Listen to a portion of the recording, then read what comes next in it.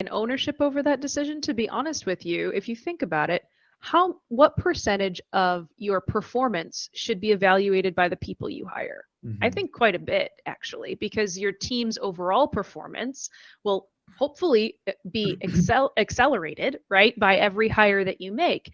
And if you notice that someone's making bad hires, well, you should be able to then address that, right, with that particular leader, and potentially performance manage them appropriately, if it's appropriate, rather. I'm going to be honest with you. I love what you just said. I've never seen that, really. And I'm wondering if you have seen it and why you think that that's rare or not rare based on your Well, perspective. I think it's rarer in smaller organizations, frankly, because so many in small companies, like when you first got here, Aaron, there were 40 people here. You were all buddies. It's really hard to fire your buddy.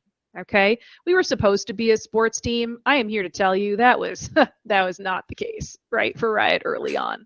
But as a company scales, right, or if you don't fall into the trap of hiring only your friends from the get-go and you're comfortable with working through performance evaluations and you can unbias yourself enough to be fair, I do think you should, in fact, hold accountable managers for their assessments over time, like the assessments of the talent that they're bringing in and then the outcomes of that talent.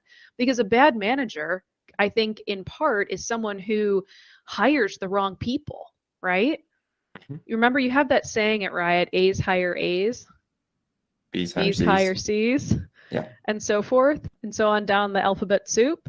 Like, I think that there's something to be said there. And if you occasionally slip up, I don't think that's a problem, right? But if it's a repeated instance where you observe that the hires made by a particular individual tend to fail, then either that's a sincere coaching opportunity for that manager, or it may be that there may be other, I would wonder at that point if there were not other gaps, perhaps, that person needed to address